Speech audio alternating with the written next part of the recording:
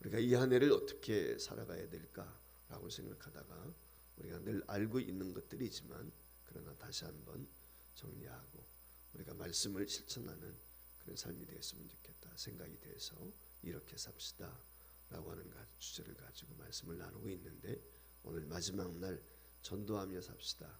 우리가 어떻게 보면 부담도 되고 또 우리가 잘 알고 있는 내용의 말씀이지만 다시 한번 이 아침에 우리 마음에 새기고 이 한 해 때를 어떤지 못 어떤지 복음을 전하라고 하는 바울 사도를 통해서 주셨던 그 말씀을 우리 마음에 새기는 귀한 시간이 되고 실천해서 영혼들을 구원할 수 있기를 간절히 소망해 봅니다.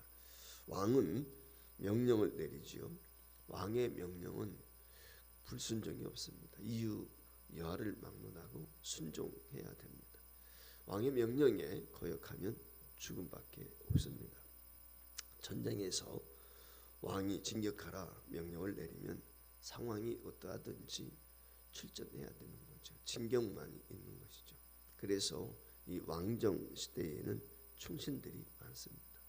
이 충신들이 많다는 말은 바꾸어 말하면 그만큼 죽은 사람들도 많다. 절개를 지키기 위해서 죽은 사람들도 많다. 그렇게 이야기할 수도 있습니다. 가면 뻔히 죽습니다. 근데도 갑니다. 왜냐하면 왕의 명령이기 때문에. 이게 명령이 왕입니다. 왕의 명령은 옳으냐 그러냐 그거에 상관이 없어요. 무조건적인 것입니다. 왕이기 때문에 명령하는 것이고 신하이기 때문에 그 명령에 따르는 거죠. 세상에서는 부당하다고 느껴도 이유 불문입니다. 순종하고 가는 거죠. 요즘에는 대통령이 어쨌거나 명령을 내려도 밑에 있는 사람들이 잘 듣지 않죠. 부당하다 생각하면 그건 더 말할 필요가 없죠. 그러나 왕정 시대에서는 왕이 명령을 내리면 무조건 순종해야 되는 것입니다. 근데 우리에게 왕이 있습니다. 그 왕이 누구십니까? 이사야서 9장 6절 말씀에 보면은 이렇게 우리 왕에 대해서 말씀을 합니다. 그 어깨는 정사를 메었고 그 이름은 기묘자라 모사라 전능하신 하나님이라 영존하시는 아버지라 평강의 왕이라 할 것이라 이렇게 말씀을 했어요.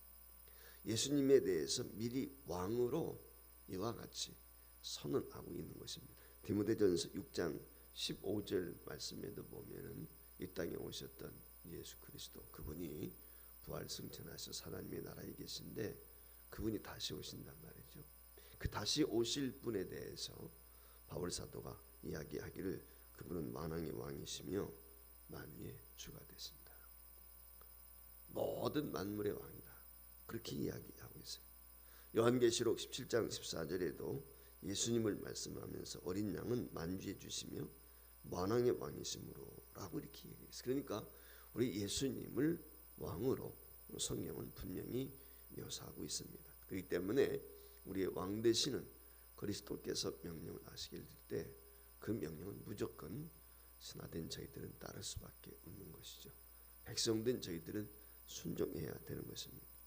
그 오늘 우리의 왕 되시는 주님이 명령을 하십니다. 예수께서 부활하시고 하늘로 승천하시기 직전에 제자들에게 주신 말씀이 너희는 가서 모든 족속으로 제자를 삼으라 그렇게 명령을 내리셨습니다. 이 명령은 왕이신 예수님의 명령이면서 동시에 예수님께서 내리신 지상 최대의 명령이다. 우리가 이렇게 그렇게 잘 알고 있습니다. 따라서 이 지상 최대의 명령인 이 명령을 지키며 사는 것이 성도고 예수님의 제자다. 하나님의 백성이다. 그렇게 말씀드릴 수가 있습니다. 그런데 우리는 전도를 하면서 생각하는 것 중에 하나가 전도는 어렵다라고 하는 생각을 많이 하죠. 그 이유 가운데 하나가 뭐냐면 전도하다가 거절당할까 봐 그걸 제일 두려워합니다. 그러나 전도의 실패를 걱정하는 것은 우리가 가져야 될 자세가 아니다 라고 하는 건 먼저 이해했으면 좋겠습니다. 복음 전도가 늘 거절당하는 것만은 아니기 때문에 그렇습니다. 우리가 상상하지 못한 사람, 상상하지 못한 곳에서 예수를 영접하는 사람들을 얼마든지 우리는 경험할 수 있기 때문에 그렇습니다. 그렇기 때문에 디모데후서 4장 2절에 너희는 말씀을 전파하라. 때를 어떤지 못 어떤지 항상 힘쓰라. 범사에 오래 참음과 가르침으로 경책하며 경계하며 권하라.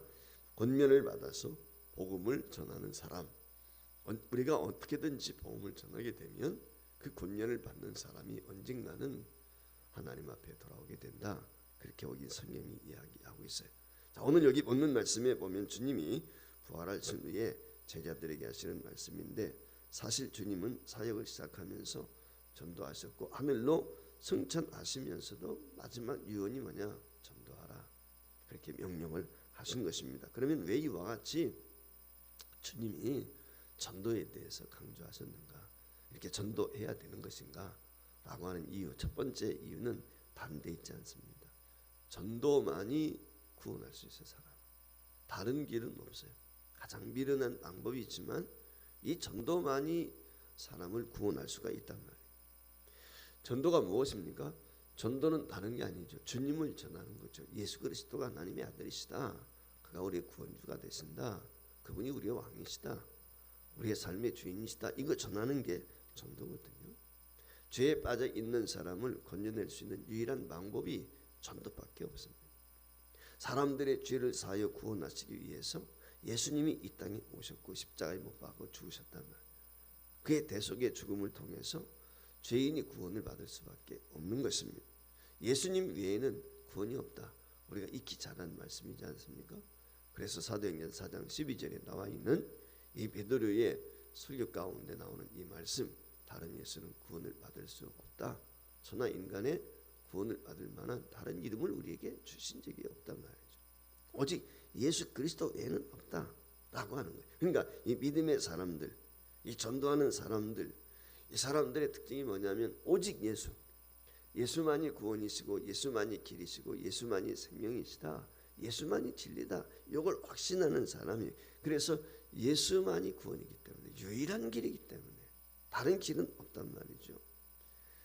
그렇기 때문에 우리가 복음을 전하는 거예요. 사도행전 16장 31절 말씀에 보면 빌립보 감옥에 갇혔던 바울 사도가 전하는 것이 무엇입니까? 간수를 향해서 어쩌면 그곳에 갇혀 있는 죄수들과 그곳에서 일하고 있는 교도관들을 위해서 아마 그들을 향해서 외쳤겠죠. 이 주 예수를 믿어라. 그러면 너와 내 집에 구원이 있다. 다른 길은 없다는 거죠. 사도 바울은 복음이 개인을 살리고 가족을 살린다, 민족을 살린다. 이게 복음의 핵심이란 말이죠. 복음으로 한 사람이 변화되게 되면 그 복음이 영향력이 있어서 가족을 구원하게 되는 것이고, 가족이 구원하게 되면 그 일가 친척들이 주께로 돌아오고 민족이 돌아오는 놀라운 역사가 있단 말이죠. 주님께서 전도를 이렇게 강조하신 이유는 어디 있습니까? 전도가 바로 나의 가정을 구원하기 때문에, 영생으로 인도하기 때문이다 라고 하는 것입니다. 다른 이유가 없습니다. 전도는 그 이유로 전하는 거예요. 예수만이 구원이다 라고 하는 것을 예수의 이름으로 전하는 것입니다. 그러니까 그 전도의 목적은 뭐냐면 영혼 구원이에요. 다른 데 있지 않습니다. 오늘 전도의 목적이 뭐냐? 교회 부흥이냐? 아니에요. 전도의 목적은 영혼 구원이에요. 교회 부흥은 부차적인 거죠. 그건 자연스럽게 따라오는 것이고, 구원받는 성도가 이 땅에 많아지면은 하나님의 나라가 확장되는 건 당연한 거죠. 교회 부흥은 당연한 것이지만 전도의 목적은 영혼 구원에 있는 것입니다. 다른 데 이유가 있지 않습니다. 예수를 믿는 사람은 누구든지 죄사함을 받는다. 영생이 있다. 예수 믿으면 용서함을 받고 천국 백성이 된다. 영생 복락을 누리게 된다. 이걸 전하는 것이 전도의 목적이에요. 영혼 구원이 첫 번째. 두 번째는 전도해야 될 이유가 무엇입니까? 주님의 명령이기 때문이다. 저주의 말씀을 드린 것처럼 왕의 명령은 무조건 순종해야 되는 것입니다. 오늘 여기 19절에 너희는 가서 모든 민족을 제자로 삼아 아버지와 아들과 성령의 이름으로 세를 베풀고 내가 너희에게 분부한 모든 것을 가르쳐 지키게 하라. 즉 전도하라 라고 말씀을 했어요. 여러분 아시는 것처럼 사도행전 1장 8절 말씀에 보면 무엇이라고 이야기합니까? 오직 성령이 너희에게 임하시면 너희가 권능을 받고 예루살렘과 온 유대와 사마리아 땅끝까지 이래서 어떻게 된다? 내 증인이 된다. 이게 주님이 우리에게 주신 거예요. 여러분 마가복음 16장 15절 말씀에 보면 주님이 말씀했어요. 너는 온 천하에 다니며 만민에게 복음을 전파하라. 주님이 그러셨어요. 주님이 이 땅에 오신 목적이 뭐예요? 전도하기 위해서 오셨어요. 그래서 마가복음 1장 38절 말씀에 보면 우리가 다른 가까운 마을들로 가자 거기서도 전도하리니 내가 이를 위해서, 즉 전도하기 위해서 오셨다. 예수님이 전도자로 오셨고 예수님이 우리를 전도자로 파송하셨다. 하나님의 나라에서 저와 여러분을 구원하시기 위해서 전도자로 파송을 받아서 예수님이 자기 자신에게 명하신 거예요. 전도자로 이 땅에 오신. 그리고 그 예수님이 저와 여러분을 파송하시는 거예요. 전도자로. 주님이 친히 그렇게 이야기해요. 주님 왜 이 땅에 오셨느냐? 인류 구원 위해서, 즉 전도하기 위해서 오셨다. 전도하셔 오셨기 때문에 주님은 우리에게도 역시 동일하게 전도하라는 거예요. 주님의 전도계획이라는 책이 있어요. 주님의 전도계획. 주님이 이 땅에 오신 이유, 주님이 어떻게 이 땅의 모든 사람들을 구원하시기 위해서 작정하셨는지. 우리가 예배소에 보면은 만세 전부터 주님이 우리를 구원하시기로 작정하셨다. 때가 되니까 여자에게 나게 하시고 그분을 믿음으로 말미암아 구원에 이르겠다. 어느 회사에 오너가 있었습니다. 예수를 잘 믿는 분입니다. 주일도 잘 지킵니다. 근데 이분이 전도를 해본 적이 없어요. 근데 어느 날 예배 중에 전도해야 되겠구나 라고 하는 마음에 도전이 왔습니다.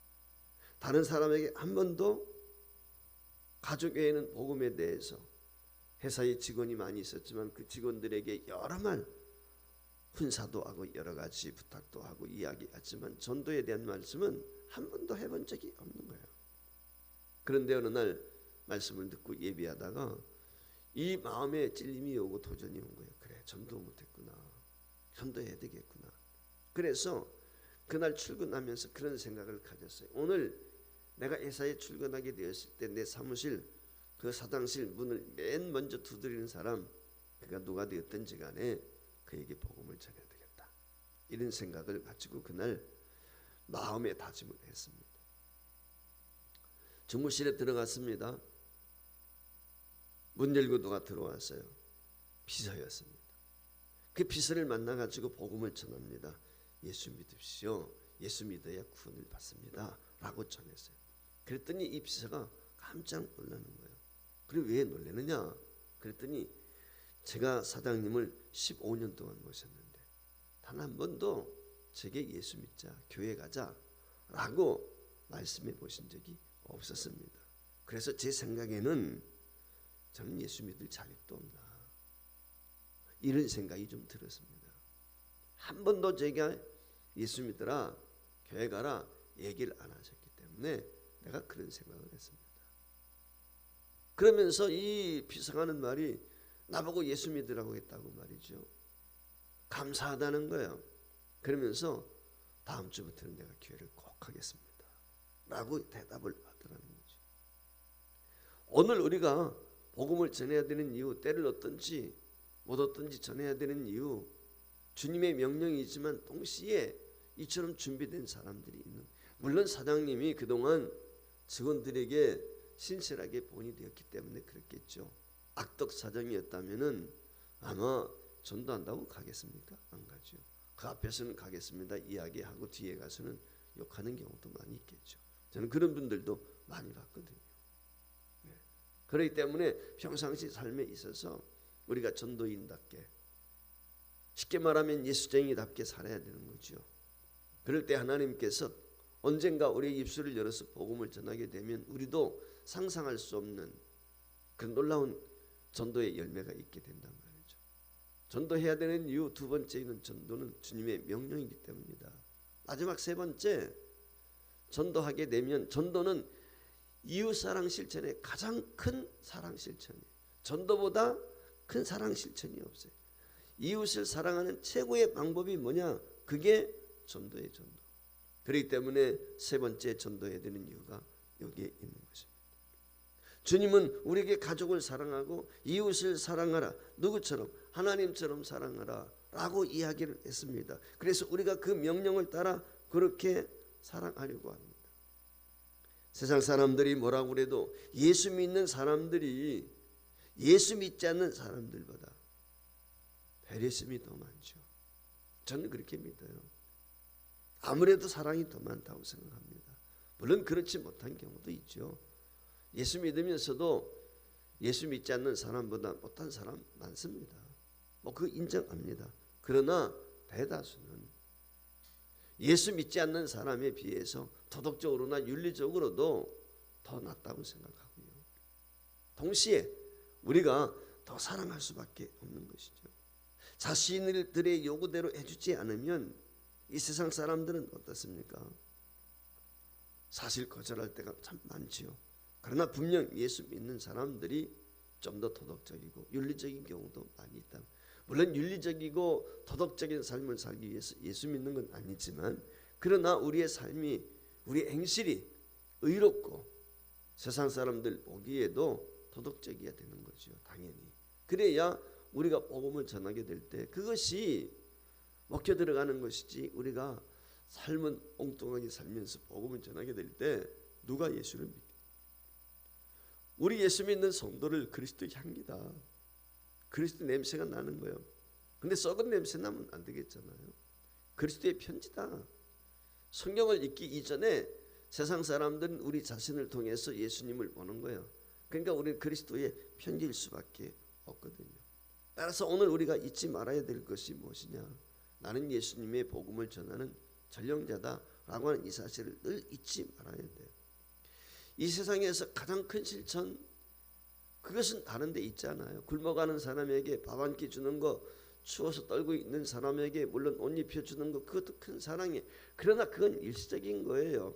늘 추운 것 아니고 늘 배고픈 것 아니기 때문에 내가 주지 않아도 다른 사람이 줄 수 있지만 복음은 아닌 거예요. 복음은 내가 전해야 되는 거예요. 내가 다른 사람이 줄 수 있는 게 아니라면 이걸 우리가 명심을 해야 돼요. 그러니까 이 세상에서 가장 큰 선물이 무엇입니까? 그게 복음이에요. 믿음이에요. 그러니까 이 예수 믿으라 구원받는다, 이 복음을 전하는 것, 이거보다 중요한 것이 없단 말이죠. 신명기 30장의 말씀에 보면은 모세가 이스라엘 백성들을 모아놓고 설교하는 내용의 말씀이 있지 않습니까? 그 말씀 가운데 19절 20절 말씀에 보면은 한마디로 무엇입니까? 하나님 말씀에서 치우치지 말라. 이유가 어디 있어요? 복받는 비밀이기 때문에. 그래서 내가 오늘 하늘과 땅을 불러 너희에게 증거를 삼노라. 내가 생명과 사망과 복과 저주를 내 앞에 두었은즉 너와 내 자손이 살기 위하여 생명을 택하고 내 하나님 여호와를 사랑하고 그의 말씀을 청종하며 또 그를 의지하라. 그는 내 생명이시요 내 장수이시니 여호와께서 내 조상 아브라함과 이삭과 야곱에게 주라고 맹세하신 땅에 내가 거주하리. 자, 여기 말씀에 제일 중요한 것이 뭡니까? 내 하나님 여호와를 사랑하고 그 말씀을 청종하고 그를 의지하는 거예요.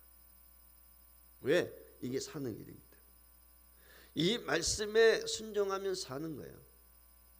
하나님 사랑하면 말씀 순종하게 돼 있단 말이에요. 하나님 사랑하면 이웃사랑 실천하는 거죠. 내 이웃을 내 몸같이 사랑하라. 가장 큰 계명이 무엇입니까? 하나님 사랑하고 이웃 사랑하는 것. 주님이 그렇게 약속을 하셨잖아요. 그러니까 말씀의 순종 여부에 따라서 복과 저주가 결정이 되는 것처럼 오늘 우리에게 또 똑같습니다. 복받는 길은 다른 데 있잖아요. 예배자로 살면 복받습니다. 기도하면 복받아요. 늘 찬송하면 복이 있습니다. 봉사자로 살면 복이 따라오게 돼 있단 말이죠. 마찬가지로 오늘 우리가 전도하게 되면 복이 따라올 수밖에 없는 것입니다. 그 복음이 사람의 죄를 사하고 하나님의 나라가 임하게 하는 것이고 궁극적으로 천국에 들어가서 영생 복락을 누리게 하는 최종적인 축복이 무엇입니까? 하나님의 나라에 들어가서 영원한 생명을 누리는 것, 영생 복락, 이거보다 중요한 것이 없지 않습니까? 그러니까 내가 이 땅에서 제일 줄 수 있는 건 내가 주는 것은 아니지만 단지 내가 복음을 전함으로 인해서 그가 예수를 믿게 되었을 때 그가 구원에 이른다고 하면 이것처럼 큰 선물은 없다. 가장 큰 선물, 하나님이 그 마음을 감동감화시켜 주셔야 되는 것이지만 하나님은 직접적으로 이야기하기보다도 저와 여러분을 통해서 왜 저와 여러분을 통해서 복음을 전하게 하십니까? 이유는 저와 여러분에게 상급 주시기 위해서 그런 거예요. 저와 여러분을 축복하시기 위해서. 이게 우리 주님의 약속이에요. 오늘 여기 20절 말씀에 보세요. 복음을 전하는 자에게 어떤 복이 있습니까? 볼지어다 내가 세상 끝날까지 내가 항상 너와 함께 있겠다. 임마누엘을 늘 삶 속에서 경험할 수 있도록 우리가 여주 동행하는데 주님이 나와 동행하신단 말이죠. 이거보다 큰 축복이 어디에 있습니까? 마태복음 10장에 보면은 19절 20절 말씀에 이와 같은 말씀이 있어요. 복음을 전하게 될 때, 핍박을 받을 때 내가 무슨 말을 해야지, 어떻게 전해야 되지? 이미 성령께서 우리 생각을 아시고 다 가르쳐 준 날, 너희를 넘겨줄 때에 어떻게 또는 무엇을 말할까 염려하지 말라. 그때 너희에게 할 말을 주시리니 말하는 이가 너희가 아니라 너희 속에서 말씀하시는 이곳 너희 아버지의 성령이. 성령께서 우리를 다 권고하시고 깨우쳐 주시고 인도하시는 거예요. 보혜사 성령님. 이 주님이 우리가 전도하게 될 때 이와 같이 함께 하신다는 거예요. 미리 다 준비. 여러분 누가복음 10장에 보면 둘씩 70인 전도대를 파송하게 될 때 어떻게 돼요? 이미 다 준비가 됐잖아요. 그래서 나가서 전하니까 귀신도 쫓겨나가게 되고 갖가지 이적들도 일어나지 않습니까? 이미 준비해 놓았단 말이죠. 이 전도자에게는 상급이 있어요. 하늘의 별처럼 빛난단 말이죠. 하늘의 스타가 된단 말. 그러니 우리는 전도해. 명령이기 때문에 전도해. 최고의 사랑이 있기 때문에 전도해. 그 전도하게 될 때 동시에 주님이 나와 동행하시고 나로 하여금 이 땅에 사는 동안에 승리하게 하시고 하나님이 약속하신 놀라운 은혜와 복을 경험할 수 있도록 축복하시기 때문에 우리는 때를 얻든지 못 얻든지 복음을 전해야 된다라고 하는. 성초에 우리는 그런 마음 갖지요. 하나님 올 1년 동안도 저와 함께 해주셔서 나로 하여금 승리하게 해주옵소서. 평탄케 해주옵소서. 건강해 해주옵소서. 자녀들 잘되게 해주시고 하는 사업도 경영하는 것들도 잘되게, 모든 것들이 그런. 여러분 이 모든 것들 가운데 우리 주님이 함께 해주셔야죠. 임마누엘 주님이 함께 하실 때 거기에 모든 것들이 이루어지는 거죠. 주님이 떠나가시면 세상적으로 잘 되는 것 같아도 주님이 떠나면 그건 꽝이에요. 세상 편으로 말하면 세상 불탈 때 다 불타고 마는 거예요. 그러니까 우리 주님이 우리와 함께 하는 것. 근데 주님이 우리와 함께 하신다고 오늘 본문 마지막에서 약속을 하셨어요. 볼지어다 내가 세상 끝날까지 너희와 항상 함께 있겠다. 임마누엘 하겠다 약속해 주셨단 말이죠. 2021년 힘들고 어려움이 있지만은 우리 앞에 어떤 일들이 전개될는지 알 수 없지만 주님과 함께 동행하는 은혜와 복을 누리기 위해서 한 주간 동안 우리에게 주셨던 말씀들을 기억하면서 예배자로, 기도로, 찬양으로, 봉사로, 전도로 저와 여러분이 주님의 명령에 순종해서 복의 근원이 되고 축복의 통로가 되고 여주동행의 주인공들이 되는 것은 물론이거니와 우리 때문에 하나님께는 영광이 되고 수많은 사람들에게 기쁨이 되고 구원의 역사를 경험하고 하나님의 나라가 확장되어지는 은혜와 복이 있기를 주의 이름으로